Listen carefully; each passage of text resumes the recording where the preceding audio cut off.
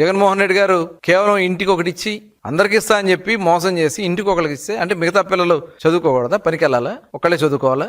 అందుకనే ఎంతమంది పిల్లలున్నా అంతమంది పిల్లలకి ఇవాళ ఈ ప్రభుత్వం ఏదైతే తల్లికి వందనం కింద 68 లక్షల మంది విద్యార్థులకి తల్లుల ఖాతాల్లో డబ్బులు వేస్తున్నటువంటి ప్రభుత్వం. ఇద్దరున్నా ముగ్గురున్నా ఎంతమంది ఉన్నా. అలాగే మరి మొన్న మెగా డిఎస్సి కండక్ట్ చేశాం. అసలు ఎంత సంతృప్తి.